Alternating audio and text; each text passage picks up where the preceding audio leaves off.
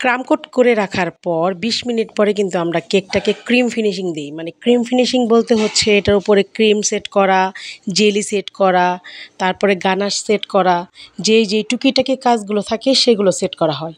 এগুলো সেট করার পরেও কিন্তু আবার ফ্রিজে রাখা হয় প্রায় ২০ থেকে ২৫ মিনিট। আসলে কেক কিন্তু হুট করে হয়ে যায় না। কেক করতে অনেক সময়ের প্রয়োজন আছে। আমি মাঝে, মাঝে বুঝি না যারা নাকি ৪০ থেকে ৫০টা কেক একদিনে তৈরি করেন তারা কিভাবে তৈরি করেন? বা একা এটা কি আদৌ সম্ভব কিনা? বা আমি তো মনে করি যে ২ জন মিলেও এটা সম্ভব না। ৪০টা থেকে ৫০টা কেক তৈরি করা। তাও আবার বাসায়। কোনো বেকারি হতো তাহলে বোঝা যেত হয়তোবা সম্ভব, পসিবল। কিন্তু বাসায় আসলে এতগুলা কেক তৈরি করা সম্ভব না। তো যাই হোক আমাদের একদিনের ক্লাসের মধ্যেই আমরা কিন্তু সবগুলো শেষ করতে পারিনি। আমাদেরও কিন্তু ২ দিন সময় লেগেছে মাত্র ৪-৫টা কেক করতে। যেহেতু এটার অনেকগুলো ধাপ আছে, ধাপে, ধাপে কেকগুলো আগাতে হয়। তো প্রত্যেকটা কেকে আমাদের ক্রিম ফিনিশিংয়ের পরে উপরে হচ্ছে জেলি দেওয়া, তারপরে গানাশ দেওয়া, সবগুলো কাজ আমরা টোটালি শেষ করে নিচ্ছি। তো এটা হচ্ছে চকলেট কেক, আর চকলেট কেকে চকলেট গানাশ দেওয়া হচ্ছে। আর অরেঞ্জ কেকে অবশ্যই অরেঞ্জ জেলি দেওয়া হয়েছে। তারপর লেমন কেকে লেমন জেলি দেওয়া হয়েছে, লেমন কাট দেওয়া হয়েছে।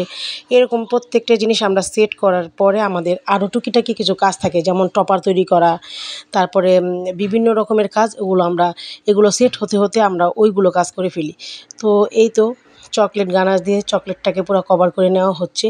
তো প্রত্যেকটা কেকের ডিজাইন কিন্তু ভিন্ন, ভিন্ন হবে। এটার এখনও মূল ফিনিশিং যেটা বা এটাকে মূল মানে মেইন সাজানোটা এখনও হয়নি। তো আমরা যে টুকটাক কাজ ছিল এগুলো আগে, আগে সেট করেই তারপরে আমরা বাকি কাজগুলো করব। আর এখন অরেঞ্জ কেকে অরেঞ্জ জেল ঢালা হচ্ছে। এগুলো কিন্তু আমরা প্রথমেই তৈরি করে রেখেছিলাম। আর প্রথমে তৈরি করে রাখার জন্যই কিন্তু আমাদের কেকটা মানে খুব তাড়াতাড়ি করতে পারতেছি। তো এই যে বললাম না, ছোট, ছোট কাজগুলো যদি আপনি আগে থেকে করে রাখেন তাহলে কিন্তু আপনি পরের কাজগুলো অনেক মানে সুবিধা হয় করতে। তো যাই হোক সবগুলো কাজ ফিনিশিং দেওয়ার পরে এগুলোকে আবার ২৫ থেকে ৩০ মিনিট ফ্রিজে রাখা হবে। ওর ফাঁকে আমরা অন্যান্য ছোট, ছোট কাজ করে ফেলব। তো এগুলো সেট করতে কিন্তু মোটামুটি ভালোই সময় লাগে।